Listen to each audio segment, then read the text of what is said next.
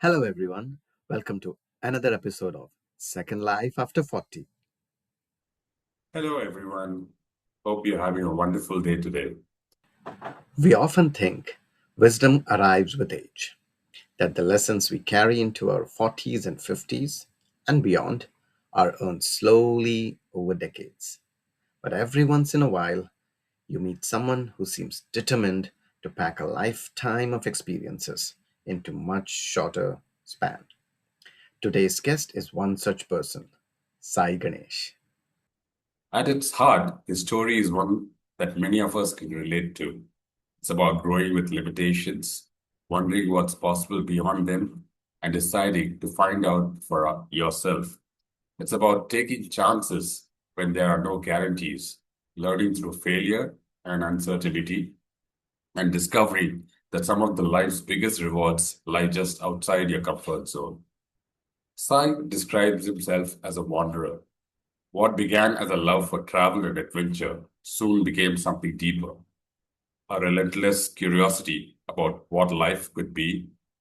That curiosity led him from mountain trails and unfamiliar destinations to the world of entrepreneurship, where he found himself building a cafe from the ground up, learning skills he never imagined he would need, and carrying the responsibility of turning an idea into something real. What is most fascinating about his journey isn't simply what he has built, but how he has built it. He approaches life with a willingness to embrace uncertainty, to start before feeling fully ready, and to see every challenge as an opportunity to grow. In a world where many of us spend years waiting for the right time, he's a reminder that growth often comes from taking the first step before we have all the answers. And while he is not yet 30, the questions he has explored are timeless. How much risk should one take? What does it mean to build something of our own? How do we create a life that feels meaningful rather than merely comfortable? These are the questions that resonate whether you're 28 or 58. So today, we're talking about adventure, entrepreneurship, resilience, personal growth, and the pursuit of life lived with intention. Because sometimes the most valuable perspectives don't come from how many years you've lived, but from how deeply you've lived them. Please join us in welcoming Sai Ganesh on this session of our podcast. So it's best you grab a cup of coffee as we tune into this episode, because as you know, life isn't slowing down, and neither are we. Hey, Sai. Welcome to the Hey, podcast. Sai. Hello, Dhaval. Hi, Sujay. Thanks for having me on this podcast. Yeah, I Yeah, know this has It been is. a long discussion and planning. Finally, our schedules matched for making this happen. Thank you again for you guys for having all the patience No, with me. no, and thank you for accommodating us in your busy schedule, Uh, right? And yeah, so this is certainly going to be a next hour of, amazing discussions. And Absolutely. Yeah. hopefully many people will find it interesting and glean a lot of things from your life into their lives. While we say this is second life after 40, you're way far in Yeah. reaching there. So, so this maybe will help people relive some of their, the first Yes. life. Yeah. I'll be turning 30 this year. So I'm still not 30 yet. So I have 3 more Yeah. months. Yeah. Okay, stop it that's already. that's like already 60 for us then. Yeah. Anyway, all right. So, Good. Sai, for anyone who's listening to you for the first time, who is Sai Ganesh beyond the entrepreneurial tag that you hold? Yeah. So the entrepreneur tag came in, I would say recently. When I say recently, 2, 3 years ago. Before this, I was someone who was very curious, not from the background when I say from my engineering background, but what happened after engineering, right? So that's where my journey started, I would say. Because I came from very humble beginnings. My parents were really fortunate to give me the education that they could afford, and I was also very privileged to have all those especially in terms of the education and also the kind of support they helped me with, right? So there was no pressure from their end to be anything. So that is very tricky to deal with, right? So I've had friends whose parents, they always were like, okay, you know what, you have to become a doctor, you have to become an engineer, you have to finish your M.Tech from this college, and there's so much pressure always there around. And my parents never did really ask me anything, right? So up until my 10th, the real crucial stage for any student, the 10th standard board exams, they really didn't care about my education and my performance in college, sorry, in school at that point, because I was pretty average. I was used to get like B plus A grades occasionally, and they're very happy with it, and they didn't have any high hopes for me. But I don't know what happened in 10th. I think the pressure of these board exams made me very competitive, where everybody was having preparatory exams, which is something new again. So you're preparing to give an exam, and that is also an exam which you have to sit and prepare for, right? So, and people were scoring really well in those preparatory exams, where I was scoring like around 70s or early 80s. And somehow, like, yeah, I pulled through it and I got through my 10th standard and I got 95, which nobody could believe, including my principal or headmistress of my school. So just a funny story. So I went to collect my marks card to my school post the exam, right? So since it's a government board exam, so the certificates come like 2-3 months later. So I got my exams, I got into a college. And then I went back to my school to collect my certificates, me and my friend. And I was the head boy of the school, so I really didn't get along with my principal and the teachers well, because they really didn't have any hopes for me. They always thought I was a bad influence because I was into sports and other extracurricular activities and not much on studies right before the exam as well. And when I went to collect my marks card with my friend, so there were these piles of certificates, right, which were arranged in order of percentages, right? So someone who's at 50, someone is 60, 70 plus, 80 plus, 90 plus, and so on. So we went inside, and the headmistress had her assistant to like help us with the certificates. They had the basic intro, and they're like, "Which college did you get through?" And they were surprised to get to know that I got into a good college. And then they asked me for my. They obviously know my name, and they were just looking for the certificate in the starting with the 50s, right?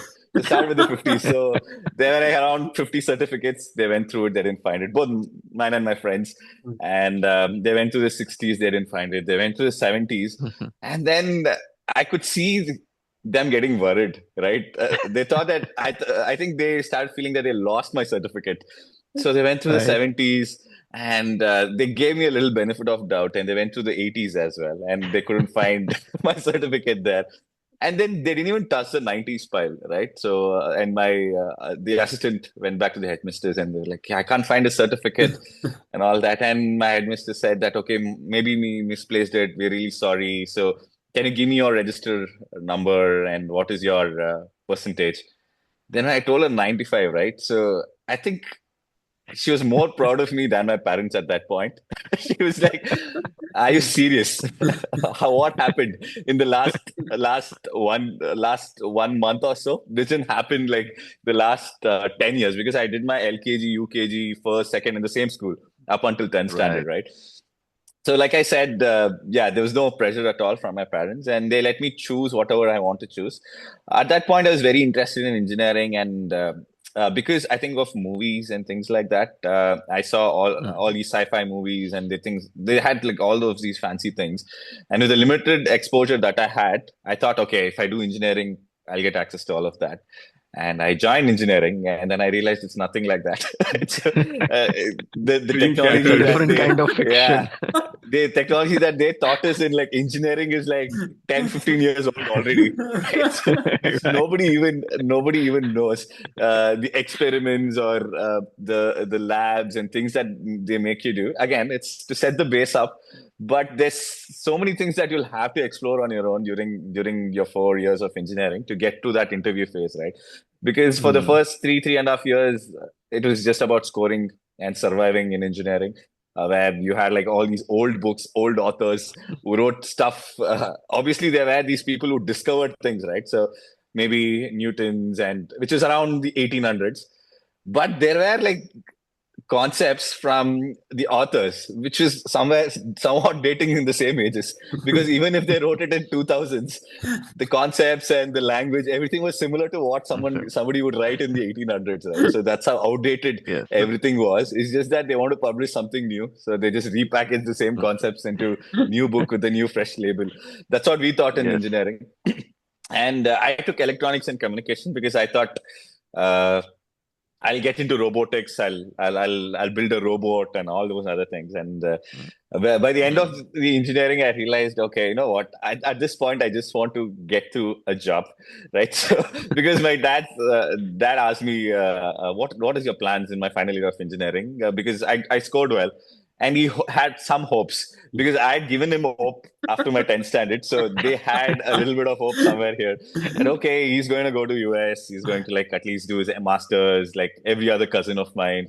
And the first thing I told them is like, I'm not going to do any masters because I'm done with studies, right? So what I've realized the last 4 years of engineering, studying day and night is like, yeah, this doesn't matter, right? So until and unless I go and explore something on my own, there's nothing that can help me like build my own skill set. So I think when I was getting to the interview rounds, which I feel is very weird phase of engineering because you start taking life seriously, correct? So before that, you're still a student. You're getting a little bit of pocket money for you to do things. And I also was like doing a lot of things parallelly, like event management and things like that in college. So I was also like saving some money for my own at my own expense, and I got my own bike also with that money and things like that. So at that point I still didn't have any pressure because it was an option for me to do all of that, right? So it was not a mandate for me to like take ownership or take responsibilities.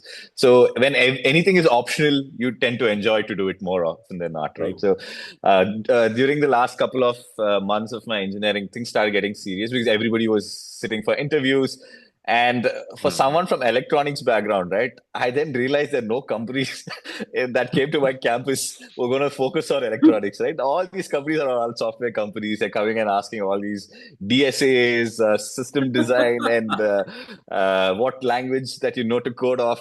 And all the language that I knew is like proper English, Kannada, and and a little bit of Hindi because of conversing with my North Indian friends in my engineering. And at that point in my final semester, it was a mandate for you to like learn a new skill altogether, right? And again, I was in pressure to learn a coding language at that point, and I realized coding is also not something that I can I can do. And somehow I got through one of the interviews. So there were three companies, IBM, Dell, which came back to back. So I sat for IBM and I didn't clear it.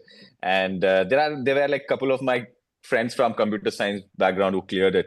And I felt like, yeah, I'm a big disappointment now. Nothing is going to happen because I had very high hopes that I'll get through the first interview that I'll sit, right? Because there's no concept of rejection up until then in I think any student's life, right? It's like go to college, school, get marks, you'll get pass, or if you get a good grade, you'll get some appreciation and things like that. But there's no rejection. They won't tell you that you're rejected, you're not fit to come to IBM, right? So that happened in my first interview, sorry. And then I had all hopes gone, and I went back to my dad. I was like, maybe I think masters is a good thing to do at this point.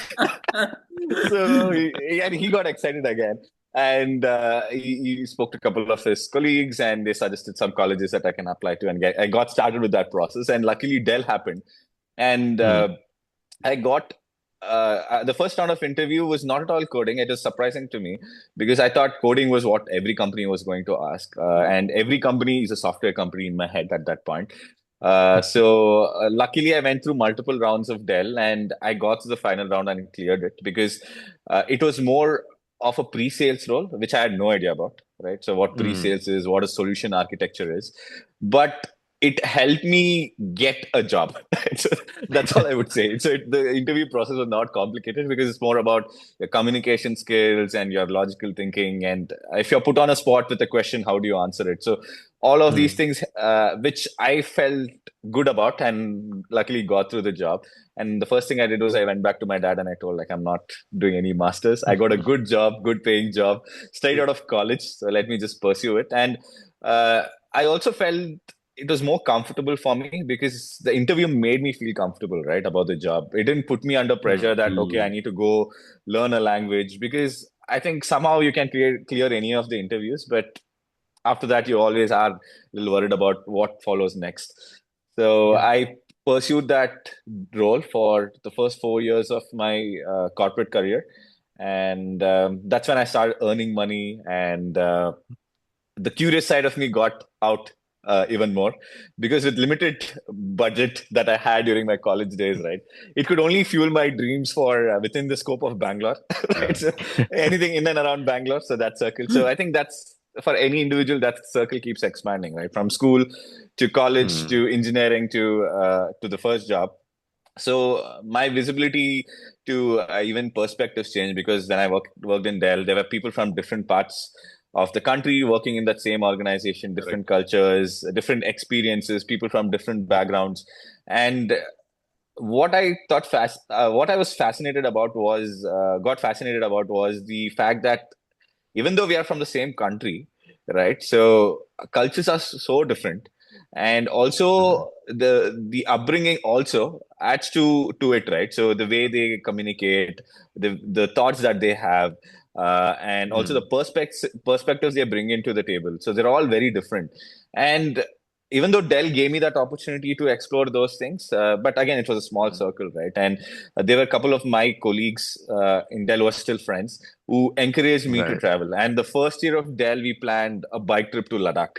Right. Oh, So Mm. we Nice. 2018, I joined Dell, and I think August, September of 2018, we decided we'll go to Ladakh, and we did a bike trip from Delhi to Manali, and Mm. that was, by the way, my first exposure to North India. yeah. So I never crossed like this boundary, right? So this south boundary. I used to go to before this, any trip that my parents planned for is a temple tour. I think that is with every kid who is from my generation, every Right. 90s kid, I would say. Any trip my parents that they planned in summer vacation is like some temple or the other in the south. Or the max I did was still Shirdi, right? So that was again a temple. It Mm. was not like a trip. But the first time I was planning a trip where there were no temples involved, and it was more about Mm. getting to know yourself, right? So how will you function when you're alone? Because up until that point, I didn't survive alone anytime, because I was always with the group of people, my family, Mm. friends, and things like that. True. And for the first time, I went to the north, explored the north, right? And Right. I just fell in love with the whole experience, right? And it was a 10-day trip. And funnily enough, even though it was not a temple trip, right? So when I went to those stupas or those Buddhist monasteries, I could feel Mm. something over there, right? Even though I was not a very spiritual person back then, because I thought that, okay, it all comes with age. You'll get spiritual when you become older. So that's always what I believed in. But I think I was 22 or something when I went to Ladakh, and I could feel the spirituality coming through to me, right? Because for the first time, I was Mm. not just thinking about myself. I was just not thinking about surviving in a new place. It was more about, okay, I'm here. So Mm. what more can I True. learn, or what more can I explore, right? So Yeah. that curiosity started from there. And after that, luckily, my job was also a little more flexible with leaves and stuff like that. So every 3 or 4 months, I got the opportunity to travel on my own, explore different parts of the country and things like that.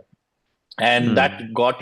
got me into trekking, right? So so trekking was something that when I initially heard about, I thought it was pointless activity where you can just take a cab or a jeep and go to point A to point B. But why would people like put all that effort to climb up a mountain and see something, correct? So that was not something that I could understand or comprehend at that point. But when I did the Ladakh expedition, so there were these tiny stretches where you could go and explore on your own, right? So, Mm. 30-minute walk on a ridge, or even a 1 hour like steep incline to the forest. So these were things that I Mm. got introduced to in that trip, and which I started liking, right? Because usually I'm not someone who Mm. likes to be alone. I love to be around people, even though I don't engage a lot. I like to be in that comfort space, right? I want people to be talking around me. I want something to be happening. Like even if I'm alone, TV will be on, so that I feel like I'm not alone all the time. But for the first time when I went to Ladakh, I felt that there's no Mm. distractions, right? So I could hear to everything. I could even listen to my own thoughts. So initially that was a little scary because obviously my thoughts are not not very great, right? So half of it was about me getting killed or like falling off the cliff when I'm riding my bike and some things like that, and getting left there to die when there is a snowstorm and things like that. But it went away after the first 4 days, right? So after that, it was Mm. just about you being there and just not thinking at all. I think that was the whole point of me being there, was to see how significant whatever I'm doing is to this entire Mm. world, right? So before that, I've never been to a mountain before that. I used to go to these small hills like Nandi Hills in Bangalore, which is not Mm. even that big, and you always felt that you are the center of the universe, right? I think everybody feels that way because you're the own hero of your own story, because everybody's story is different. So if you feel that this is my day and I'm going to behave a certain way, I'm going to act out a certain way, even if you're not feeling good. So that's why I feel like Mm. I was the hero up until that point, where I felt like everything that I do will impact significantly to everybody in and around my circle. Mm. And when I went there, I felt very insignificant standing in front of these mountains, and where I could feel nothing, right? So there's just harsh weather in front of you and Mother Nature. So there's nothing that Yeah. can save you, nothing that can Yeah, protect you from. you suddenly become so tiny as a speck in front of Yeah. it. Yeah. And for the first time, you're scared, right? So moving out of the comfort of your house to somewhere like living in tents, and where even the basic of basic things, like Yeah. say, for example, even going to a washroom is The a, luxuries of yeah, life. luxury, and also life-threatening activity, right? Because I- in the middle of the night, there's no light at all. There's just Yeah. stars everywhere. You have to Yeah. wear a lamp, Well, and you have to find a pig that Pathway. is stuck, well, right? And you never know what animal or not. what can come up, correct? So half of the time, I should not go to the toilet. I was like, it's fine. It's fine. Like I don't want to. It's not worth my life. Right? So that's a mindset that I was in. And you tend, everything becomes a challenge. Like getting a hot water, which is very easy Mm. in your house, is very hard there. And the conditions that people live in, right? But still, they're very happy. And I think Dhaval can also vouch for it. I think even in the trek that we've been to together, Yeah. which is a couple of years later. By then, I was little seasoned to trekking, and I'd done a couple of my solo treks. So you see people who don't have anything, right? But still, they offer you everything. Everything. Yeah. So Mm. yeah, it's when in the city where I've grown up, like people are always selfish, including me. I was always selfish, so my comfort comes first, right? Yeah. And when you go to a mountain where everybody is surviving for the bare minimum, right?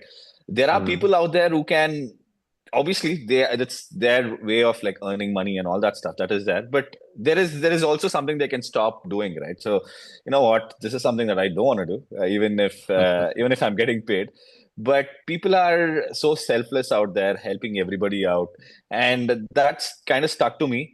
And when I came back from that trip, and I thought that is a good high that I liked, right? So moving out of the city to where everybody is competing, even in corporate, I think we're all from corporate. Mm. The rat race is always on. And it's nobody's fault, but you are put into that race. But Mm. when you go out and experience a new, I would say, phase of living a life where all of this doesn't matter, right? So it gives you very fresh perspective into how you should be ideally living, if Mm. without a capitalist society. But yeah, they're all like dystopian thoughts I that think, that keeps. the point is, when we say experiential learning and Yeah, living, yeah, it's totally when you're actually out in the nature, out in the correct. brutality or the good side of it, and still, experience it, in complete solitude and Mm. silence around it. That's when you really understand Yeah, the gravity of situations there. And when you come back, you're totally a different person as well when you come back. Absolutely. Because when I came back from that trek, so I remember very, very clearly, uh, I could not relate to anything at work. Could not. Yeah, And if someone is telling me to do something, I'm like, don't you see me? I'm not even the same person that I was when I came there. So it was completely different. I really couldn't think of saying, why am I with people here? Why are they asking? Why are they having this conversation? All those things was just flat muting, complete muting out. absolutely. Yeah. So Yes. yeah, it was complete a No. zone out effect in totality because that's something like you said, in the corporate world, there's always something happening. Even if it's Yep. at the very base level of you being with your just next door colleague, you still have something going on. But in that place of being in the mountains, being looking at those vastness of everything there, it's just that you feel you're nothing in front of the the the, True. the life experience that you're encountering itself. So Yeah. Yeah. it's a different feeling. I don't know. True. We can't get words to express such things as Yeah. well. I can So, actually quote one of my experience where I felt I'm a spiritual person. I think I shared this with you in probably our trek. That's right. Yeah. So for Sujay, right? So I just mm, want to share the time that I became spiritual, right? So that is that phase of my life. that is. This was in the trip to Ladakh, where this was the last day of the trip. So we're returning back to Manali, and Mm, before that, it was a group tour. So there were like almost 20 bikers who were with us, and I was in a group of 6 people, all from Delhi. mm, And the previous day, one of my friends lost the phone mm, because they had it on her. She had it in her jacket, and the terrain mm. is so uneven and brutal there. So we were all Yeah. driving these Himalayan bikes, and she lost it somewhere, and nobody could figure it out because there's no network and there's nothing that you can do Mm, there. And that had all the pictures of the Oh, mm. entire God. group, right? So she was a photographer of Right. the group, and she Oh, used to. Her name is Shubhangi, and shit. she clicks these amazing pictures. And we never bothered to like even click, right? Because we know Shubhangi is Mm, gonna click amazing pictures of us. The last day of the trip, I mean, one day prior to that, we realized that we don't have any good memories from the trip, right? So, mm, because up until that point, I felt like traveling and all of these things are to show the world that this is what you've explored. And in that, on that day, we realized that we don't have anything to even post on Instagram, correct? So all the nice pictures, because you have that dream, right? So when you're mm, crossing, you capture a moment and you're like, you know what? As soon as I go back to Bangalore, I'm gonna post this on my Instagram with a nice caption, great editing, and things like that. But all of that was gone. So we were all a little disappointed. And the next day, we were crossing a river to get back to Manali. And we stopped for lunch. And after that, we started again. And I was riding my bike alone, but there was my friend Abhishek who was sitting behind me. And we were crossing a stream. So in Ladakh, the scenario is such that there's nobody apart from you, apart from the mm, army guys, right? So there are mm, like a lot of army convoys that keep going to the border. So I crossed that river. We went to the other side and we stopped there for lunch. And I checked. I didn't have my phone. So this was my first phone that I bought out of my own money when I joined Dell. So all of us had the same phone. I still remember it was the OnePlus 6, right? So which was launched newly in 2018. We all yeah. got the same phone. All 6 of us had OnePlus 6, and one person already lost one. So it was only 5 OnePlus 6s. And we crossed that river and we went there. And I at least had some photos of the group. And they're all hoping for, because the rest of the day I was clicking because we were like, okay, let's make new Mm, memories now for Instagram. And I lost the phone, and everybody started freaking out again. And my trip leader, who was the captain, who also said like, okay, fine, let's just go. Let's not like waste time and stuff like that. But mm, for some reason, I thought, okay, let me just go back at least till that river crossing and see if I can find something. So it was not really a river. It was a road. It was a tiny road, the mountain roads that you get, where only one truck mm, can go. But mm, because of how frequently it was used, so there were these potholes. And since it was freshly rained, it was filled with water. Mm. So we just walked back, me and my friend Abhishek. So we still laugh about it when we think about it. So we were walking there with no hopes. He was like, bro, he was like reminding me that you click this picture of mine, which I was dreaming to make my profile picture or DP, right? So that is gone. So I'm very bummed right now. But like, yeah, anyways, it's fine. Let's just go and walk. And we were just walking while everybody was having lunch. And what happens is these convoys keep going, these military trucks, and we had to stand in the side and just wait. We tried to Mm. find my phone, we didn't find it, so we're just returning back. But since the trucks came in, we had to give them way, and we're just standing in one corner, and we just like I was feeling sad because I lost a phone, and obviously it was still on EMI at that point. I was like, I have to pay EMI now for a phone which I don't have any longer. With also the disappointment of not having photos. I was just standing there along with my friend, and all these convoys started passing. Like there were like five trucks going, Mm. and we just like waiting. And the last truck passed by, and when a tire passes through the puddle, the water splits, right? So the last truck passed, and the water split, and my phone was in the center Wow. of that puddle. If the truck hadn't passed, I wouldn't know my phone was there. And the last truck went, and I shouted, I screamed at my friend. I was like, I found my phone, and I took my phone out, and yeah, I think there should be a OnePlus 6 advertisement. That's how great it is. And while I was standing there, right, so and waiting with no hopes, there were just these mountains surrounded, right? So I was just sitting there and I was just trying to pray, right? Because you are so helpless, you're not going to Mm. find anything. The only thing that can protect you or save you now is some presence. Mm. It could be God, it could be something, right? So the universe or Mm. anything that could be. And while I was sitting there and standing and waiting to my friend, and even he had lost all hopes. The only thing I was doing is looking at these mountain peaks, right? So for some reason, it reminded me of like what my grandmother used to tell me stories about, right? So how Shiva lives in the Kailash and all these other things, and it was Mm. during sunset, so it had this very nice backdrop, lighting, everything. So just like, okay, I'm really sorry for like not believing in you before. So I think this is the time that you can help me out and turn me to a believer. And I was like, I really want to get that phone back because this is like all my savings. I put that into that phone and all that stuff, and without no hopes, right? So because I keep asking my mom, and she prays like, "What are you praying for?" Then she used to always say like, "When you have no hopes, praying gives you some hope," right? So I was just trying to get some Mm. hopes, and that happened. And the first thing I did is after I found my phone, I took the photo of what I was seeing, right? And Mm. I felt like that is a goal that I have to live for now, because there is someone to protect me. I don't know who it is Mm. or what it is. I don't know if I have the mental capacity to even comprehend the scale and magnitude of uh, his, her, or its parts. So I just thought, okay, I'll just capture it. Right.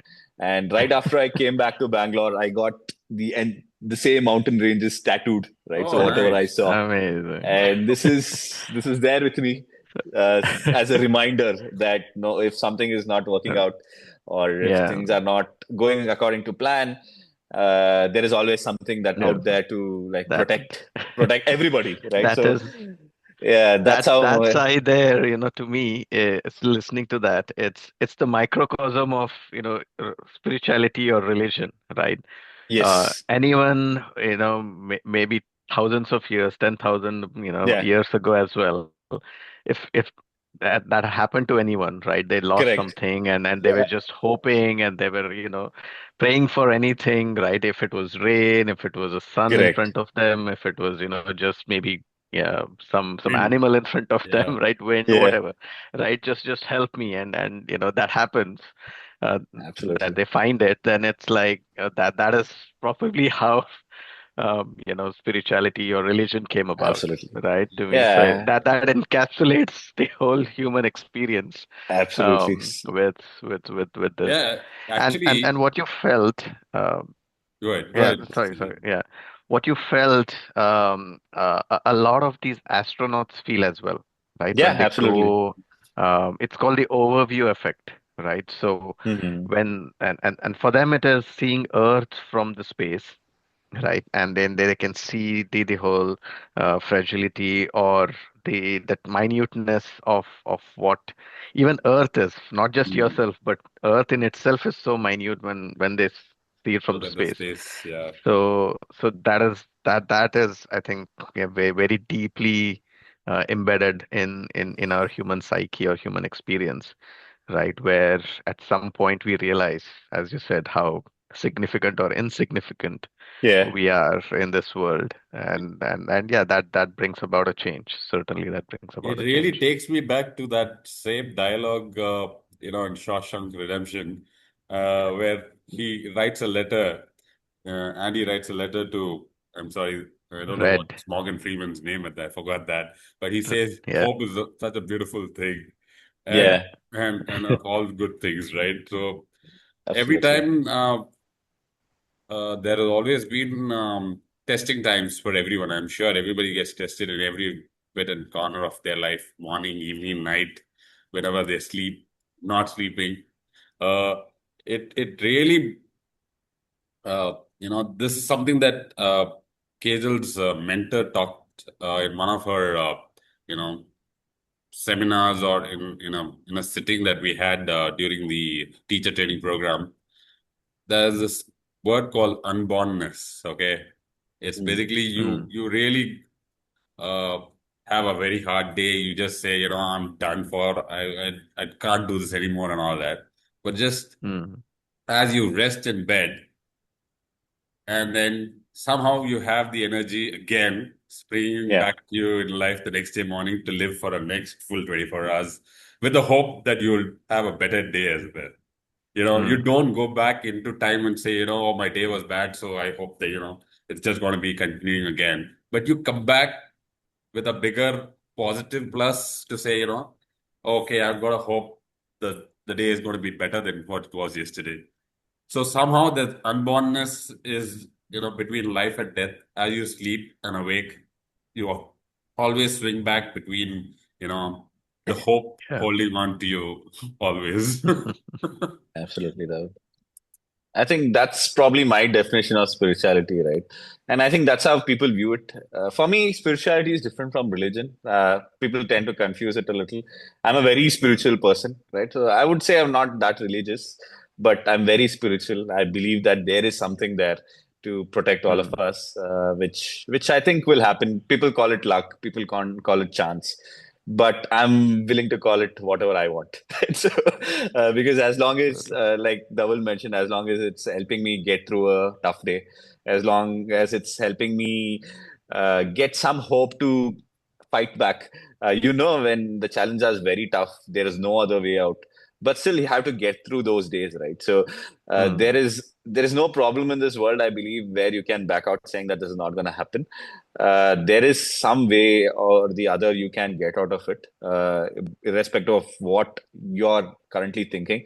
Because there are certain things mm, when you're put into situations where you can't think right?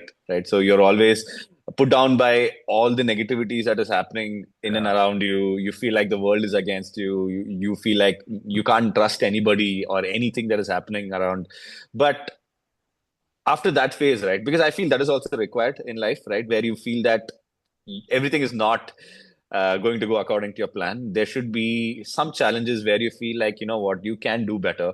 And I feel Mm, these are opportunities where you feel like when there is nobody to help you out, all you can do is you can pull yourself out. The only hope that there is someone who's going to be there to overlook this happening, right? So that is what I feel. mm, So, and I also feel that it's not that when I pray for it, that the God is going to appear in front of me and be like, okay, here's your three wishes, correct? So it's more about the effort that you put and what you mm, do. So with the hope that everything is going to go well, everything is going to mm, work fine. So yeah, that's pretty much what I started believing in, which started making me take more risks mm, and do more things from corporate to then transitioning to entrepreneurship, as Dhaval mentioned in the beginning of this conversation, which happened 2 3 years ago, where I felt like corporate life was good, great. It's given me what I have, right? So, but I wanted to do more, and I feel like mm, I would hate myself in the future where I feel like I've not taken enough risks, right? So there's only limited Mm, scope of risk that you can take in corporate, right? So there are new skills that you can learn, you can take new projects and things like that, but it's still defined within the scope of corporate itself or the role that you're in. And mm, it's so hard that you can even a transition to from one career to the other also is very hard now these days, right? So mm, the one with the effort that you'll have to put, two because of how the corporates view you, right, and the experience that you bring into the table. So that mm, made me think of what different ways I can like explore this. And this also started off with the dream that I'll open a small cafe in the mountain where I'll this is Oh, again to get the skills back, right? So with traveling, I fell in love with the mountains so much that I wanted to learn coffee, set up my own small cafe, and mm, fund my life going forward. Like, so I just wanted a small farmland and things like that. So all these dreams started coming up because that is the life that resonated well with when I was traveling. I know these are all mm, glamorous when you're a tourist, right? So when you go there for a couple of days, it can be all fine. But since I was traveling more often, Dhaval highlighted that the Bird Billing trip where I went to learn my paragliding, I was there for almost mm, solid 2 months in the same part of mm, the Himalayas, and could even comprehend the hardships of the challenges of opening something like that or planning to do something like that, right?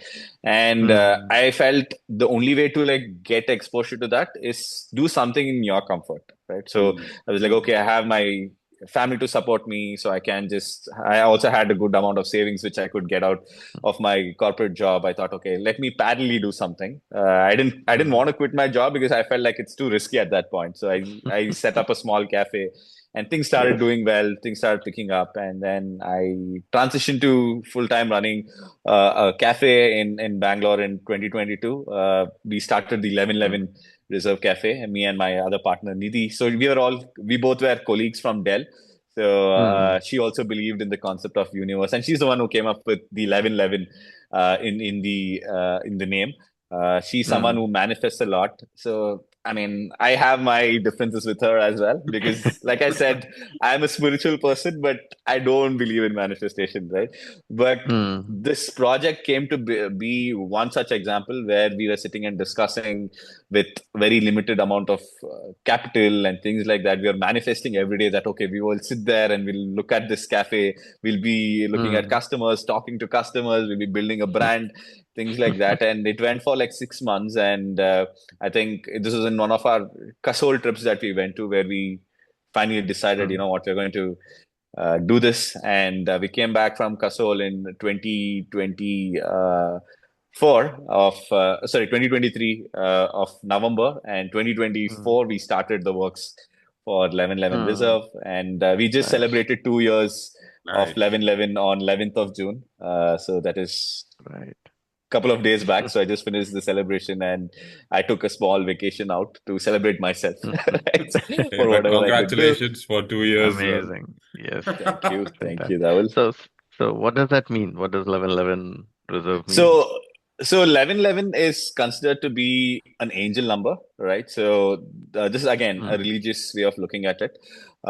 So, if you see those numbers, right, the repeating patterns of numbers, so not just 1111, so there is mm, 444, and there are different series of numbers which are not very easy to find in the normal day-to-day life, right? So, like say mm, for example, 1111 is nothing but 11,111, right? So mm, it's a very unique number which you won't see in day-to-day life. So if say for mm, example, if you have hope that something should happen to you, and if you're thinking that you're having a mm, tough day and you'll have to get through it, and these numbers start popping up in front of you, right? Be in terms of time, you look at the time and there is the timestamp of mm, 1111, which is a very weird coincidence. mm, And that gives you some hope that, you know what, that I was having a mm. tough day, but at this moment, I feel like the universe is like listening to whatever I say. So, what people tend to do is they make a wish, right? So, they try to say, you know what, Mm, angel, God, whoever, you gave me the opportunity or a pathway to communicate to you mm, at this point. So, these are my challenges. This is what I want to like get through, and this is my wish. So, 1111 mm, is a angel number that believes in manifestation, right? So if you see this Mm, number very frequently, uh, that means that you can put in your works and hope for the best, right? But the universe is supporting you in ways that you can't even comprehend, mm, right? So it could be as simple as something not happening in your life. It could be something that can just appear out of nowhere to help you. This could be people who can just come in and mm, one example. I know that we have to go move to the next section, but I think this is important for me to talk about if I'm talking about 1111 Reserve. So when we started off the cafe, we signed the contract with the property owner for the rental agreement, and nothing happened, right? So we couldn't find the right vendors, or we couldn't find the right people to work with for construction and things like that. And we had no hopes after we signed the contract. We were like, what next? And we are just sitting mm, there when we were hoping for our best. And somehow everything started falling in place. We started making manifesting things like, okay, you know what, tomorrow I hope somebody appears and helps us out, right? So we were doing that. And again, you can't manifest without putting effort. So we were all doing all our background work. We were like working it out. And then it mm, got to a point where we started the execution and everything was in place, but the electricity, right, to the new building was not provided because there mm, were some compliance issues, some licenses, and we started the project in February, sorry, in March and June. We had to launch June 11th, and nothing was happening because even 5 days before the project, there's no electricity to our cafe. So we were just oh. running on generators, putting in fuel and things Fuel. like that. Yeah, and the day before the opening, where we had lost all hopes, we are like, you know what, let's move the dates because it's going to be very unprofessional if we open it. So that same night, so my property owner, right? So he Mm, made all of these calls to the highest of highest officials in Wow. the electricity board, and right. he called me in the middle of the night around like 10:30, and he was like, Sai, can you come to the cafe? We are setting up the electricity for you guys. Tomorrow you guys are opening. Wow. So me, my Nice. partner, my friends, everybody rushed to the cafe. We sat the entire night lighting up candles because the work was still going on. And we set up the entire opening on one night for Wow. to ensure Wow. that we open on 11th June 11. in the Right. morning at 11 a.m. Right, so our cafe's timing is still at 11 a.m. to 11 p.m. and we never thought Mm, this could happen because there is something, this is above our power, right? So Yeah. imagine like mm, someone who is like 26, 27, who has limited funds. What can we do? We can just write letters to the government officials to hope for something happening. But the owner somehow got it done, right? And we opened on June mm. 11th. So all of these Amazing. things started making me feel the presence of something out there as well. So there are a lot of such instances in my life where I feel like when there's nothing that I can do to control, right? There is something that will give me some hope or Mm, help me out in ways that I can't even comprehend, or way above my thinking capacity as well, right? So yeah, that is one instance of that happening as well. Yeah. Nice. Super, man. amazing. Like Yeah. you got a Pandora of things around. Yeah. And sometimes I don't even believe all of these could happen, right? If, say, for example, if someone is sitting and telling me these stories, and this was my old self, I'll always think that, okay, oh, this guy is just bullshitting, right? So he's just making up stories to make everything interesting. And when it happens to Mm, you, and I feel like this happens to everybody, but the problem is you should be in the space to understand that there are these experiences that can happen to people and change their lives. If it's not mm, happened to you, right, you can't believe in anything that has happened to anybody. But since this has been happening to me, I tend to like, yeah, get more fascinated and involved by mm. these experiences which people share with me, even though they are like sometimes crazy. But you tend to like hear them out, right? Because you have had crazier stuff happen to you in your own life. So how can you judge the universe to make something that is not logically making sense or practically making sense? So yeah, that's about it. Some entities and some Okay. sentient beings always have some frequencies that are that are so close to energies that are really powerful. Yeah. And I quote because Kajal is one of them who just has that positive point where she always says, it's okay. Don't think about it. It's going to be good. It's going to be positive. Even if it's going to be something that it's you know about it, that okay, or maybe just a report of your Mm, test that you've done, and like, you don't need to think too much about it. It's just a small you know error, or it's something that she'll just subtly just put it across. She doesn't really think that it's something that you should ponder over and listen, because something is happening better for you as well somewhere Yeah. ahead in time. mm. So you don't need to think about it and rack your brain over Yeah, it. So yeah, this I kind too of shall agree. pass. Yeah. Energies are something that are really you should really be aware of, because Yeah. of late, especially after my trek, I was a different person, and I really felt that something had shifted internally, uh, made Mm. me think that why am I in the corporate rut? Why I should be continuing to do what everybody else is doing? Why can't I really, move in tangent and just do something offbeat? Yeah. I had Mm. so many thoughts that come in, like, you're good at badminton, you're good at singing. Why don't you pursue those things that are, helping you to be more happy and alive, rather than, closing Mm. into yourself into a cage?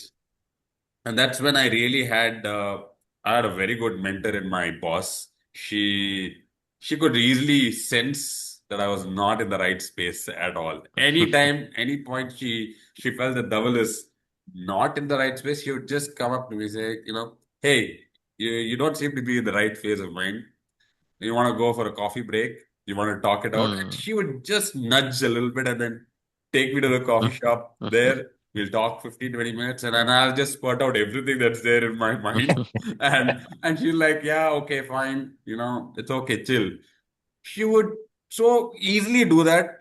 And then I would Mm. feel, okay, like, okay, now everything is off my shoulder. Let me just go back in with a new, fresh mindset, and something positive will happen again.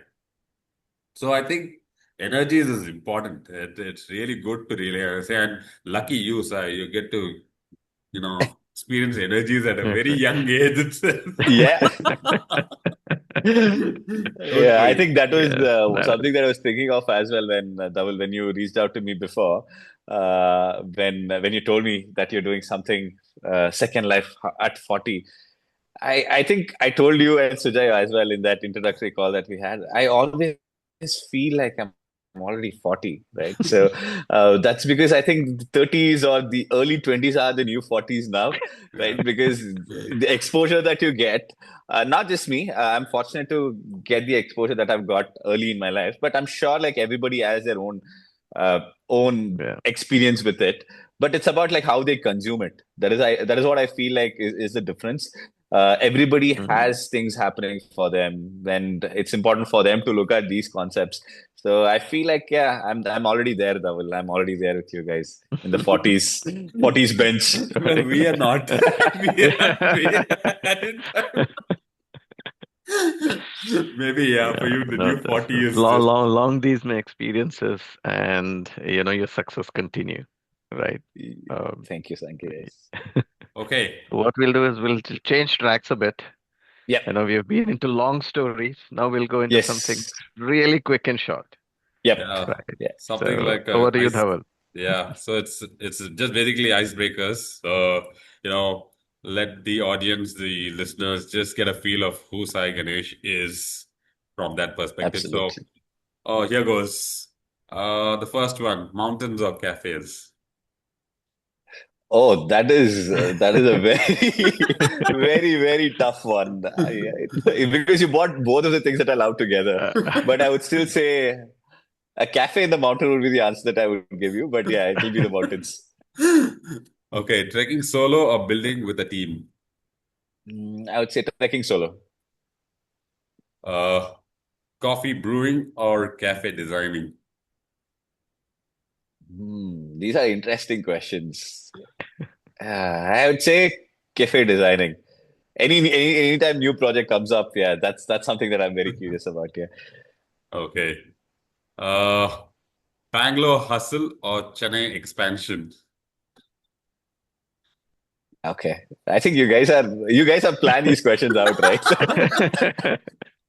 These are very tough questions, These are, Hey, and I these didn't are get. not tough. These are icebreakers. Come these are on. just. And to the audience listening, like, yeah, they didn't give me the question paper before this, right? So I thought I would come up with some unique answers for this, but like, yeah, I would say the Bangalore Russell for now. Yeah, Okay. Problem delegation or problem solving? I would say problem delegation because I feel like you're not the only person that's supposed to solve everything that's around you. You need the right people to work with. Nice. Initially, I think few years back, I would have said like problem solving, but now I think it's Hmm. important to build with a group that can support you, and trusting them is more important, right? So I would say problem delegation. Okay, then you should be talking about not trekking solo, but building with a Yeah, team. Really. I think that is because of all of this, right? And too much delegation happening, so I But want this to is, do something on my own. yes, yeah. Get away Okay. from people sometimes. Yes, yes, yes. Okay, learning on YouTube or learning on the ground? I would say learning on the ground. The reason being, I think again corporate, because I've spent almost like 8 to 9 years of my like corporate career in like upskilling, learning things from YouTube or Udemy and various other platforms. But I feel as long as you're not doing it on your own, you're not going to pick this up. Like, irrespective of how great the course is, be it the certification courses. I think the toughest that I gave was the developer AWS developer certificate, which is very conceptually very easy. You can do multiple trainings of it, but on paper, when you're sitting and designing a solution, it's very different ball game altogether. Same thing with coffee as well, right? So Hmm. on a YouTube video, you go and you go search for like how to make a good latte art, right? So they'll be like, it's very simple. Like it'll take just 1 hour of your time and just start off by doing this and all that stuff. But it took me almost 2, 3 solid weeks and a lot of milk wasted to get to a point where I could make a decent latte art that I can present to my customer. So it's always like, Hmm. yeah, working in the ground that is gonna help me or has helped me in the past. Yeah. Early morning cafe runs or late night business brainstorming? I think late night business brainstorms because the last couple of years have been all that. Because you start at 11. Our cafe starts at 11, so we start at 11 along with the business operations. And with the operations, you can't spend a lot of time thinking about the business because it's like the car is running. You can't put your hand and fix the car right when it's running. Hmm. So what you tend to do is you tend to like lubricate it during the operations. You try to like make few operational tweaks here and there, but the main thing happens post the closure, right? So after we close Hmm. the doors, that's when we sit back and like look at strategies and what to do next. So yeah, I would prefer the late night business discussions that usually happens in my cafe. Yeah. Building a brand or building a family like team? Hmm. So I would say building a brand because not just a brand, I would say build something, right? So if you're doing that, you're putting the work that is required for it, and if you're dedicated enough, right, you'll attract the right team and the right people to be there with you. Nice. Because I feel like Hmm. if you're not building the right brand, right, and you have people with different interests, then they won't align to what your vision is. So I would say building the brand and dedicating and working as an example, you'll attract Hmm. the people that you can work with, and you're not forcing them to be there for you, right? So they like what you're doing, and they'll eventually start contributing. I think the most recent Right. employees that I've onboarded are my sister and my partner, Oh. who I don't pay anything, but yeah, they love seeing me do things, and they willfully come over the weekends and they just Nice. contribute in building the brand together. Super. Yeah. Okay. Nice. Are you someone who repeats the same task to seek perfection or someone who gets the job done in time to seek completion? I would say I'm the latter. I prefer things to be completed rather than it to be perfected because I feel like perfection. There's no definition for perfection, right? So you can't get too perfect, right? So there is always something that you'll have to keep doing in order to get to that Hmm. point where things are operational. And in my experience, I've pursued perfection before, and I've learned it the hard way that you can't, no matter how much effort that you try to put into make something perfect, it'll always be flawed in one or the other way. Hmm. But just chasing perfection will put you in a box where you think that no matter what happens, I'm not going to like ship this product, or I'm not going to like, do anything apart from getting this to perfection, that you tend to ignore the other things that are Hmm. happening, right? But with running a business, you have a lot of things happening. So I think it's important to ensure that things are aligned more than perfected, and with the right people, like I said, and if it's the right people trusted with the right kind of work, eventually they'll start perfecting it, right? So it can be, Hmm. they could do things way better than what I even thought of. So what I always think of is like assign the basic roles and set up the base. So if the base is solid and things are like getting added to it, right, I think eventually it Hmm. get perfect. Yeah. Baba Sai Rachor Das. Yeah, Excellence that में shows it. जाओ, perfection झक मार के आ जाएगी. Okay. It comes from experience rather than, just. Yeah, because I've Yeah. always thought like, so the questions Dhaval is asking is like very intriguing to me, because the older self would have chosen a completely different answer altogether, True, right? So true. I Hmm. would have, if I think if Dhaval asked me this question before the business, I would have said that, Dhaval, I'm a perfectionist. I want to just chase Yeah, perfection yeah. and all that stuff. Yeah. But I've realized during the last 3 years that you can't chase perfection more than the satisfaction of things getting completed and going to bed, Hmm. right? So that Yeah, is more we'll important to me. definitely ask Yeah, these set of questions when you're at 40 as well. No Uh-huh. worries. yeah, yeah. Maybe my answers would be different at that point Yeah. as well. Exactly, Definitely. exactly. Okay. Which would you choose and why? Solitude or party animal? Solitude. Any day, because I've never resonated to the party side of life. But after my partner came into my life 1 year ago, and she's someone who likes to balance between it, and I've been exploring that Hmm. aspect as well. But I would prefer it 90 to 10%, right? So 90%, Hmm. I just want to focus on myself or just do nothing, come on trips, do nothing, just look at nature and things like that. But the remaining 10%, I think, yeah, not for her, but like even for myself, I still do have that guilty pleasure. Sometimes I feel like, you know what, we need to go celebrate. Let's just go have a couple of drinks and just Yeah, have fun. So yeah, 90 to 10%. Yeah. super. Which Wow. works most for you? Life skills or life lessons? I would say life lessons, because life lessons, skills is something that you Why? try to acquire, right? So you can put your work to get something done and or learn something, and you will eventually get that, and you'll get better at it. But life lessons is something that will come and slap you in one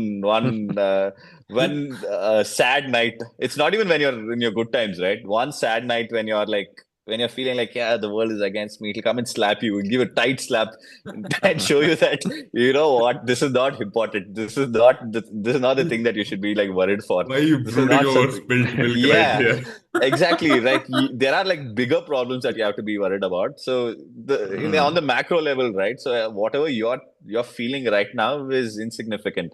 So eventually you'll forget it. And I just remember the things that happened to me when I was a kid, because I used to obsess over things, right? So I was a very stubborn kid, and when I think about it now, like where is that obsession gone? Like I love this toy, but I don't care about the toy anymore, because with life you grow and your interests change. So I think your problems Hmm. also will change. So the scale of the problems that you're going to face is going to increase significantly. So whatever you're facing now is like very, very small. And after that slap, right? So even if you don't have skills, you will do something. Right? So you will try to like, yeah, get into a mode where you will feel like, You'll irrespective course of what is correct. going to, You'll course yes, correct and get into the even if I'm driving not mode. like learning something, I'll try to do something good, right? So I think that's what most of my investors now ask. Sai, what are the things that you've learned in the cafe, right? So I'll be like, I still am learning how to do this business right. But what I've learned in the last 3 years is what not to do, right? So I can tell you at least 10 to 20 things that you shouldn't be doing because I've done it and I've faced the consequences of it. What we have to do, we're still figuring out, right? So we'll be figuring out and we'll be learning it. So what I can help you with is when you are getting our brand, we'll help you with what you don't have to do. So all the mistakes that you have done in the last 3 years, we will not let you do that mistakes. We'll make new mistakes eventually, right? We'll learn from that as well. So, but the process of this whole thing is going to like change the way you view at things, right? So I think life lessons is It's something that is it's like, important. Yeah. Sai in the next probably 15 years down the line, if he thinks about retiring or anything, he can become a brand consultant for, corporates and say, Yeah, yeah, yeah. I can give you all what you shouldn't do. Yeah. Same thing. There are like a lot of my friends who open their own cafes now, right? And the first thing they ask me when they try to understand the business, right? Like you get started, you do your thing, right? So I'll come in between. I'll try to tell you what you have to not do. So you don't do it, and if you do more mistakes apart from that, you tell me so that I learn from you. Right? So these mistakes this person did, and I'm going to learn from that. So I think that is with life lessons, and I think the podcast that you have is a great space, right, to share these life lessons with each other, Yeah, because it's not that I might face the same situation as your other exactly. speaker that came the previous day, but for your audience, they get this different perspectives of what life can throw at you, right? And they can at least get that hope that you know what, I can try to implement a different way of approaching this problem, because these guys have gone through like some similar kind of problems and they have gone out of it, right? And eventually everybody is going to like sail through all their problems. It's Something, just that these opportunities of sharing these life lessons, I think traveling is one great promoter of sharing life lessons, right? So I think in on the trek as well, Devil and I, we shared a lot of things. I think most of the time, Devil was just talking about his wife. I'll just make that. I'll just put it out there. So he come was on. missing his wife a lot, right, throughout the trek. But yeah, we did tend to like have those discussions about things that are not very important to each other, right? So imagine meeting a random individual Yeah. in a mountain, right? So you don't tend to talk about your problems, right? I can't sit and cry to Dhaval about like what is happening in my life. So at that point, what you think about is, okay, you know what, this is something interesting that happened in my life. So I want you to know. And this sharing of stories or lessons is what I started falling in love with traveling as well. So life lessons over life skills. Yeah. And I come back to the same thing with, I keep telling Sujay about who I really get inspired about is this great life lesson coach, Deepak Ramola. I don't know. I think maybe Sai, we spoke about it as well sometime. Yeah, yeah, yeah. Yeah. So he's this guy who believes that, we have 7 million people in our country, and imagine the life lessons that come across with these many people. Yeah. And it's just about sharing each life lesson around with everyone to hear it. And that itself adds up so much of learning for you for the rest of your life. Correct. So it's a good space where we want, our guests to come and share their life lessons, their perspectives of life, which is good enough, not for everyone, but for someone at least. Yeah, exactly. Yeah. So yeah, cool. Absolutely. 2 more to go. Just quickly wrapping it up. Doing one thing repeatedly many times or doing multiple challenging things in a go? This is also a tricky question. So I would say a bit of both, because going back to that chasing perfection, right? So it's important for you to do something consistently to get better at it. So I believe in that as well. But you also have to widen your horizon as well, right? So the problem with chasing perfection or getting perfect at things is like I said, you don't get to explore the other options. But what I would say is if you choose a goal or if you have something that you want to do, explore what are all the possible ways of looking at it and try to chase them one at a time and get perfect at each of those things, right? So that I think is very important. Okay, the last one. All right. The most This is the trickiest most one. trickiest one actually for you. Okay. I hope your partner listens to this one as Listening. well. Oh, yeah. Okay. Okay, your girlfriend, as a life partner or a business partner more?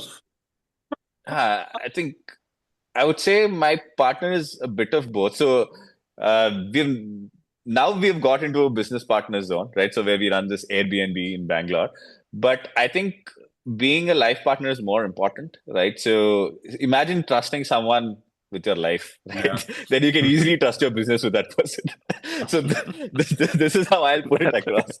So when you can spend like 24 hours in a day with one mm, individual, right? This 10 to 12 hours of business is not going to hurt. So if you're comfortable with like, yeah, with everything that individual can offer and how they are as a person as well, right? So eventually you will build that comfort zone to like find a way out. And that is why we started this new project as well, as again a hobby project. Because again, even she's someone who hated nature, she hates mountains. Oh, But in the last 1 year, I've converted her into a person where now she wants to start a homestay in the mountains, nice. right? So she's like, Sai, you run your own cafe in the mountains. So Leave I'll me work at my me. way up to set up a homestay oh, because she's someone who's very social. She loves talking to people, making friends. I'll build a nice homestay and I'll make a small library. She loves reading. I hate reading. right. Right? So she wants to set up a library and all of those things. So I think, yeah, We life we partner. Yeah. we Right. choose partners who are always opposite. Don't worry. Yeah. Opposite. Yes. That is. All right. Yeah. That comes to the That end was of amazing. the icebreaker session. Thank you very much, Sai, for Yes. giving your thoughts Yeah. here. Thank you. And those are like, yeah, very tricky questions. So, I Hmm. mean, like they're very well Uh, put out because it made me think also. Because if there were any standard questions, right? So easy questions, I could have given a better answers to it. But I was put on spot with these questions because they made me think as well, right? So yeah, thanks, Dhaval, for putting this together. Well, Sujay and I will take the compliment.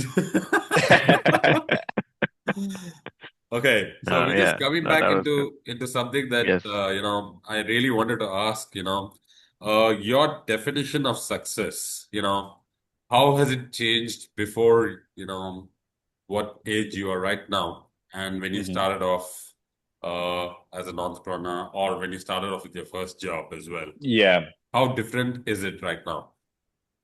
I think the definition of success keeps changing or evolving, right? Because it depends on your the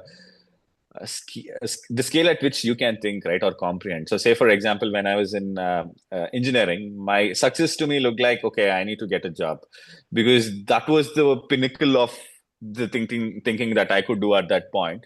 Because what is more important to me at that point was a job, correct? So after you get a job, so this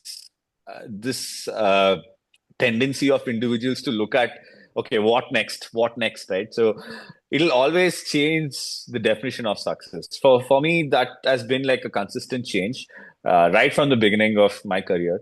And for me, success now, the way I will put it across is, if I'm putting my best foot forward with whatever Hmm. new challenges that I'm taking. So it doesn't matter if I'm successful, if I'm sure I'm going to fail, or I'm sure if things are not going to work out, it's still fine.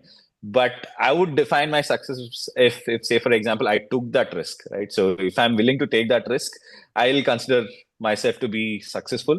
Yeah, results do impact, they do matter, but I feel it is more important to do the right thing at the right time for not just for your mental well-being, but also for something that will keep you up and going, right? So it's important for you to like run behind something. That's what I always feel. So that's people tend to run behind success, but I feel like I'm a little different. I want to run behind challenges. I want to like run behind things that I've not done before. I learned swimming like 2 3 years back because I had no idea. I want to chase it and ensure that I've done it. So that Mm, satisfaction that I get post accomplishing or even like attempting it, right? So that makes me feel that, okay, I've done something great, Okay. right? The same thing happened with my paragliding also. So I did my course. I'm very scared of heights. So up until the last 3-4 years as well. So I can't even stand at a ledge and look down of a fifth floor building or a sixth floor building because you always used to scare me. And I used to go on treks that fear slowly, gradually decreased. Mm. But I always felt like I'm not over it completely, right? So for my 27th birthday, so what I made a goal for myself is to get over this fear. And I was trying to Mm. see what are the different ways of doing it, like bungee jumping and things like that. Mm. And but those are all instantaneous, right? So you jump and in 10 seconds it's gone. Yeah. So that's when, in that pursuit, I figured out, okay, there is something called paragliding, and I can learn it and I can do Right. it alone, right? So I trained for almost like 40, 45 days in Bir when I was Mm. staying there, and I took almost like 25 solo flights, right? So Wow. over the Himalayas, I was alone in in Gosh. in in uh, in a kite, if I have to put it, right? Just hanging by the thread, literally for my life, right? And trusting a paraglider to like hold on to.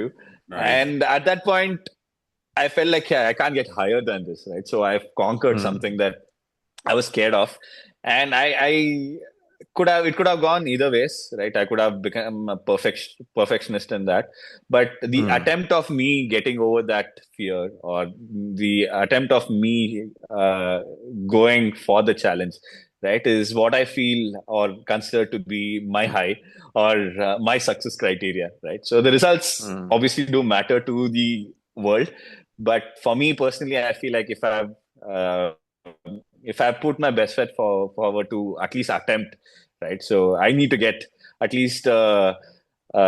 I think there's this consolation prize, right, in a running race.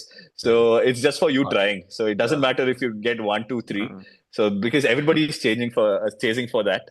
Everybody wants to be the top three, but I'm happy if I get a consolation prize, right? So I'll be happy if somebody acknowledges me that this guy tried, right? Yeah. Even though he failed, it's Mm. fine. And Sai tried, right? you So get I clap feel, on your back. yeah, I feel that is a greater compliment for me Correct.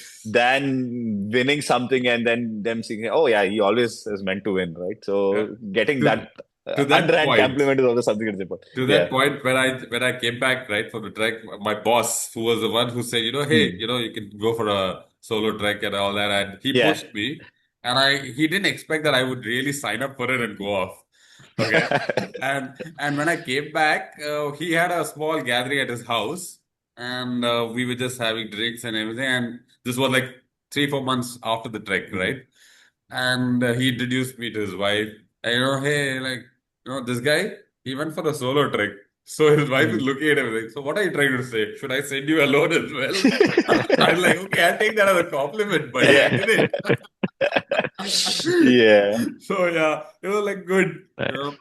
Definitely, you need to at least, uh, your definition for success is completely different, and it's makes sense, so much sense that you know it's a risk that you want to try and Yeah.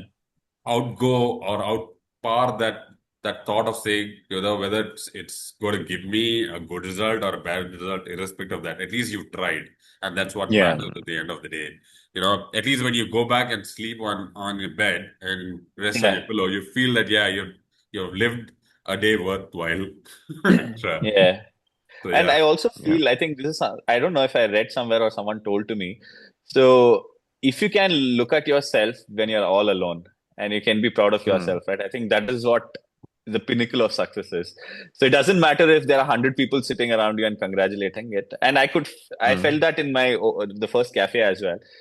Because I had put so much effort, and all my partners, they had put so much effort into getting that project on board, and presenting it to the world, right? On the opening as well, we are still thinking about what to do. Like, okay, there are guests coming in and things like that. And all that I did was I just went out of the cafe in my car, and I parked at the opposite of the cafe. Like, so there is a divider, and I went to the opposite side of the road, and I just sat there with a cigarette, and I was just looking at the cafe. And nobody was there to tell me, because the entire day people were congratulating me, and I couldn't feel a Mm. thing because I mean, like, yeah, obviously, I would be like, yeah, thank you so much, and things like that. I sat there and I was really proud of myself when I was having that one cigarette. No? I was like, oh, okay, fine. Now you've done, you've built something which you are working hard for. And Yeah. I think same thing with my partners as well. Even they couldn't feel it. After a point when they just sat alone and they thought about it, right? That's when they'll start feeling proud about it. And I think that should be the definition of success for every individual, in my opinion. Sit alone and you think about the things that you've done.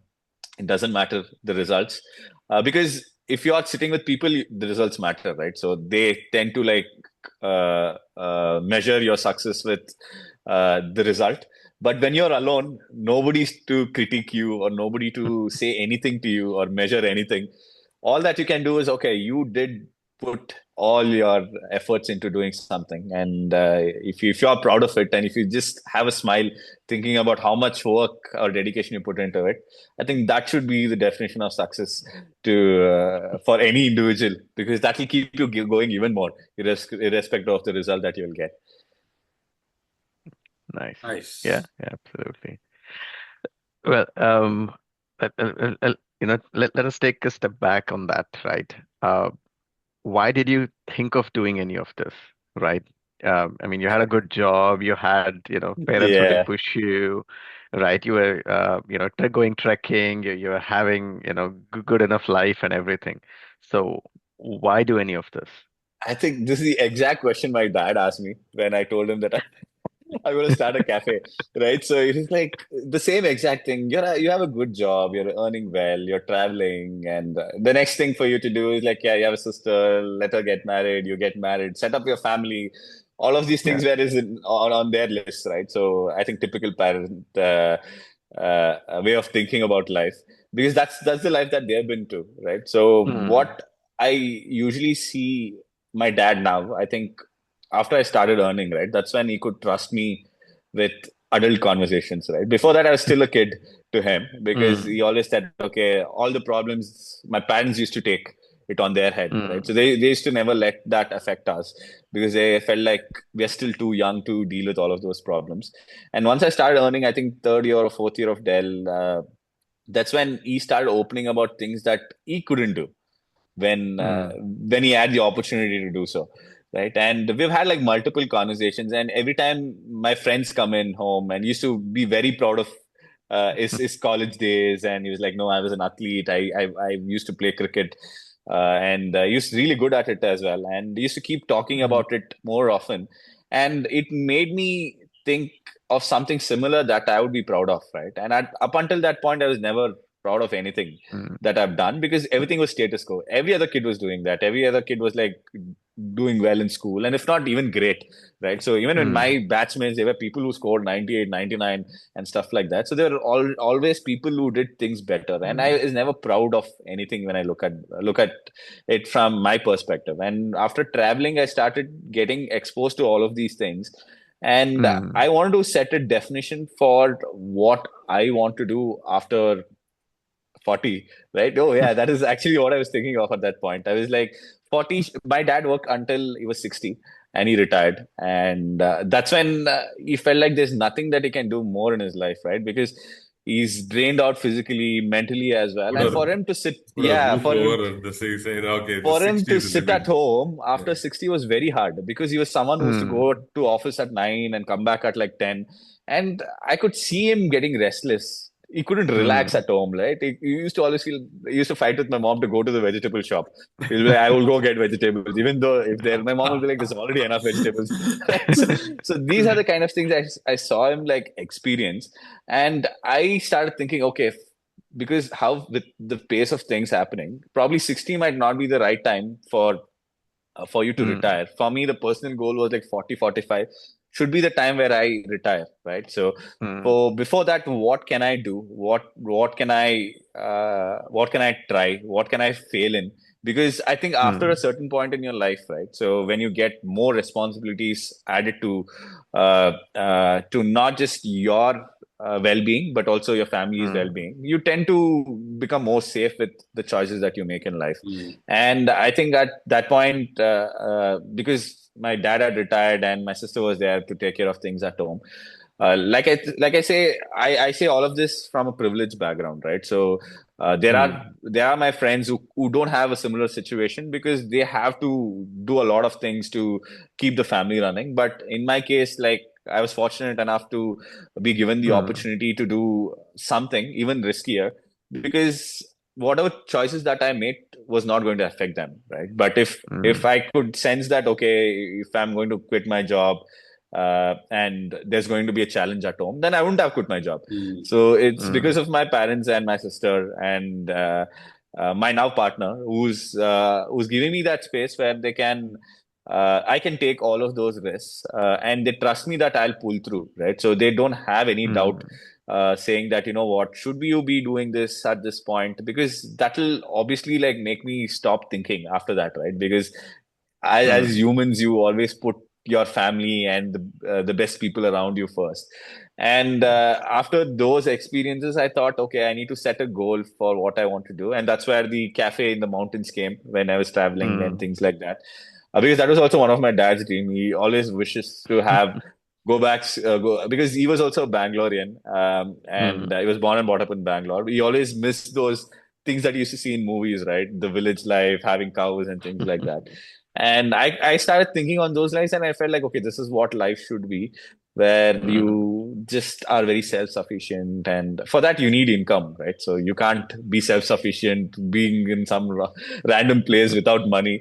And I started building the base for it. And that's what my corporate job was focused mm, on, setting up the funds to start something on my own and also to mm, sustain it without like external funding, right? So we got to a point where me and my partner, my business partner, Nidhi, we invested in the cafe and we grew, we expanded and things like that. And when that is going on, you can take more mm, risks at that point because there is income coming in, right? So I feel like you should take risks and challenges, but it mm. should be very measured. Like you can't be like one fine day I'll quit my job and start a cafe, right? So that shouldn't be the approach at all. I mean, you can be Mm, successful in it, but I would say like test the waters, right? So you Yeah. need to see what are the risks involved. Even in my situation where I was privileged that it didn't affect my mm. family. It would affect my personal life as well, right? Because I'll go from someone who's salary to someone who's not taking salary at all and working even more harder in things.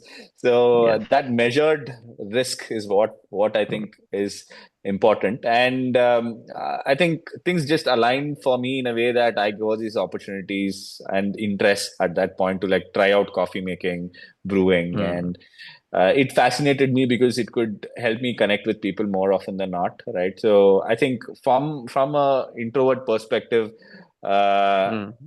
go I'm not very open to like having conversations, but I've changed in the last 3 years. I think this Mm. session that I'm having with you would be completely different 2 years back. I think Dhaval could relate. I was very I'm not soft spoken, but I speak very less. Right. So, but the cafe has given me the opportunity to talk to more people within my own city, share experiences and Mm. things like that. And that has taken me into this journey now. So I don't know what next is. I don't know what I'm going to do next year. Yeah. So it's just more focused on like what I'm doing right now and what I can do within the scope to make things a little better. And eventually I'll get to a point where I'll be doing things better than what I was Yeah. doing in the last couple of years, right? So that is a Yes. journey that I'm taking currently. Yeah. Nice. Nice. Nice. Okay. I So, have one yeah. last question, and then I think Sujay Yeah. will wrap it up mostly with one more. Yeah. So you built cafes, teams, and experiences, okay? But what do you want your legacy to look like when you touch 40? Oh, okay. Yeah, I think from the discussion that we had, so it depends on how how I put it across. Okay, I'm just thinking this is a really good question. Uh, I always relate back to what my dad experiences are compared to mine, right? So that is the closest person that I've seen who's worked hard to provide something to the family. And I think that's how my journey started as well. I think to answer to which I was his answer to my previous question as well, where I Mm. saw the regrets that my dad had, and I didn't want to be in that space.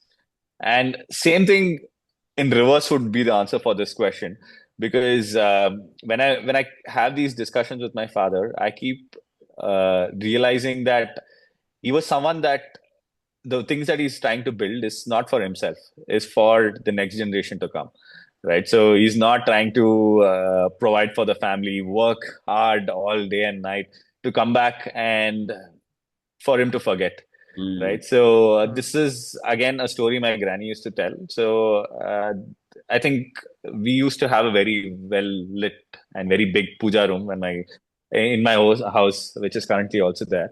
And they used to have a lot of these ancestral photos, right? And they used to light a lamp every single day in front of those photos.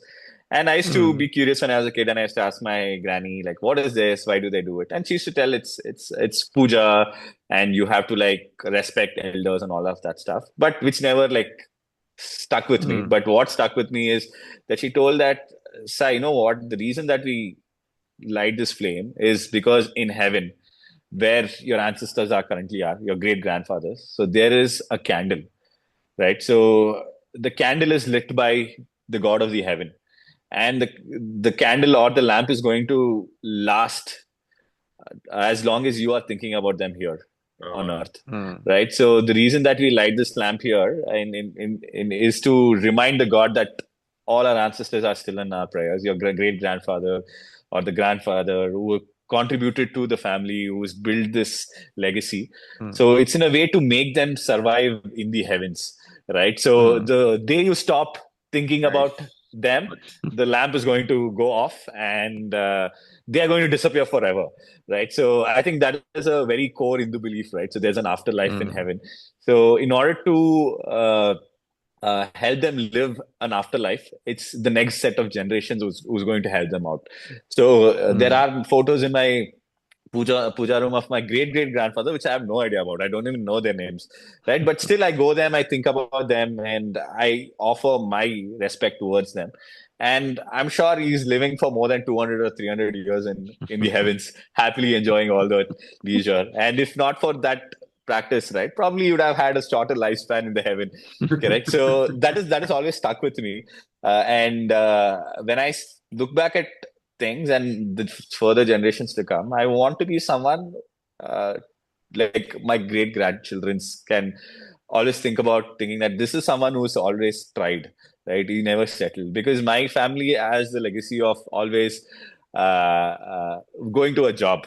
Correct. So none in my family have taken or done something differently. They are either work for a salary, and business was something that is completely away from the scope of the family that we were in. And for someone or my kids or my great grandkids to know, I want them to know that, okay, your dad did something that was different from the Radical. family. The Yeah. radical And side. still he survived. And he survived. So it's okay to have differences of opinion. They'll It's okay light to, two lamps for you. Don't yeah, worry. two lamps. So that my goal is to like, yeah, live at least from 150 to 200 years in the heaven, right? So I want to give a lot of things back to them, like as memories, or build things in a way that they can always think that, okay, he was an interesting guy, right? So I might not be very successful, and I can obviously I can't be an Ambani or an Adani at this point, For us, but you I would are. have For us, you are. Don't worry. at least I could have done different things differently, so that when they go back and ask um, their generation, right, the older generation, they can always say your grandfather did a lot of random things. I don't know where to start from. He's very problematic. I think if they start with that, right, I think I'll be very proud of myself. Because that way the kids will be very curious to know, like, okay, what did he do, and that'll help my lamp glow a little longer I in the got the heavens. answer. You want to leave a legacy of curiosity as well, still. Yeah, absolutely. Nice. Amazing, Right. amazing. Yeah. So to close out on, what do you have to say to those who have had dreams or who have dreams but have not set on that path yet? I would say you can always dream, right? So see, one thing is there is a no limit to the number of dreams that you can have, right? So you can fail at having one dream, right? So every day you get a new dream. So it's important when you have the capability, or when you have the support system that you're built around it not be a very big dream, right? So start with even the smaller dreams that you have, And if Mm, you think that you're getting through that, or if you're able to like at least attempt to like get to that, right? I think that should be a success criteria that you should measure on. And it is never too late to dream, right? I've seen like a lot of people. I think the best example that my friend keeps giving me is she recently had a goal to learn a new musical instrument, right? And she signed up for a flute class. So, mm, and she was very nervous about it. She was like, she's 27, 28, and she was like, Sai, everybody, I think when they want to start a new instrument, they'll start very young and they learn up. mm, And I think when I go to the class, I'll be one of the oldest people. I feel very nervous about it. And she started the first day. And on the first day, she came back to me after the session and told me, Sai, there was someone who was 64 years old. They have retired and they're now picking up this hobby Yeah. because they mm, want to kill some time and they also want to upskill. In this process, mm, they want to learn flute. So now mm, for her, she always had that fear of starting because she thought she's already too old. But there's mm, someone who's willing to do that even at 60s, right? So those should be the opportunities for you to get motivated. And I feel like there's a lot of motivation in and around us. And for mm, dreams to not come true, there are very high possibilities because yeah, it's a very tough world. But I would say mm, like at least attempt to at least get closer to one of those dreams because it's not possible to get closer to all the dreams that you have because our finite lives that we have mm, is not very comforting and also very accommodating of all those opportunities that will be presented to you. But if there is 100 dreams that you dream on a daily basis, right? So at least yeah, try to see if you can get closer to at least one of those, right? So that should be the starting point of anybody's life. And at that mm, point, it doesn't matter if it's your career, if it's your family or anything. So dream can be anything. So I can dream about mm, having a very happy family, right? And if I accomplish that, that is great. The dreams need mm, not be very, very Incredible. grand, Yeah. right? It need not mm, be very because that's what I think people mistake when they say I didn't achieve my dreams because they compare their dreams mm, with someone else's dreams, right? So there is a mm, scope of like self-assessing yourself to see what can work out in your realm of this finite life. I think that is something someone should constantly keep doing, right? So as long as if you're not willing to try, you won't explore all of these options. So that is why I mm. think going back to the questions, I think all your questions are so well put across in sequence that I can always go back and say that this is what my previous answer was to as well. So going back to that question of trying everything, right? And at least you need to Mm, know what are the options. So you're living till like 70 or 80 years. What are the different options, right? So you might not be visible. I think you won't have visibility to all the 100 options that you will be willing to see right now. mm, But at least with the scope that you have, try to like yeah, tick off one or two things as you like yeah, live your life. Every new year, try to see what you have done. I think that is also something that people right. don't do as well. Go back and look Mm, at things that they have done. They have survived one year, right?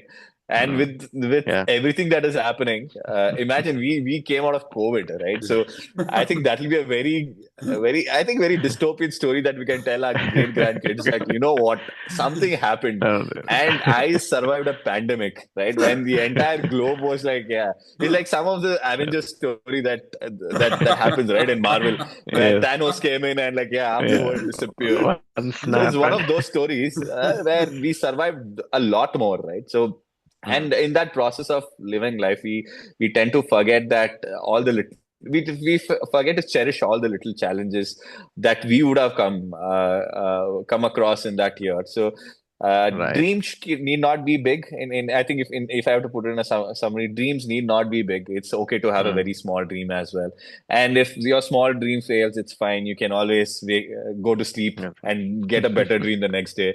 And it's important for us to keep trying to make even the smaller dreams, if not for the one that we initially thought of, but the other dreams, at least in that, if we are able to Yeah. get closer to it by the 50 or 60% mark, you can go back I think the next year you have to go back and think about it and see that, okay, the progress that you made is Mm. something that you could have never thought of because you felt like all my dreams are not going to come true. But some dreams Yes. did come true.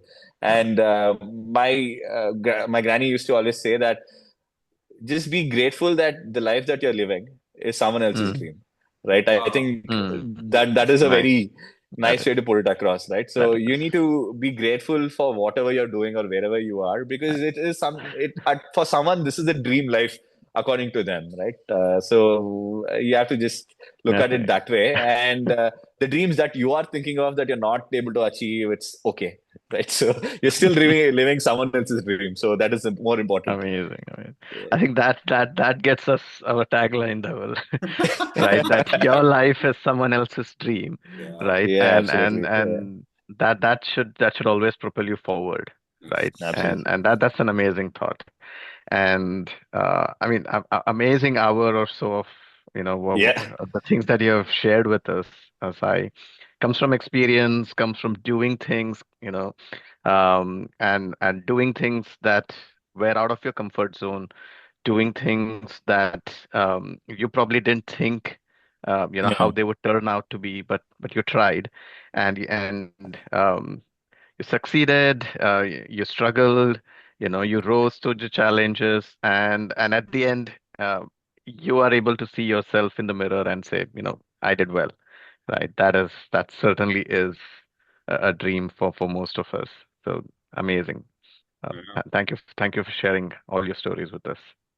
Yeah. thank you for letting me think, guys. So I think I've gotten to the point where I feel like I was just getting into the routine of like what my life was, and going back to what I just mentioned previously as well, I didn't get time to reflect on what I've accomplished or gone through, right? So I think this podcast with you guys is a great opportunity for me as well.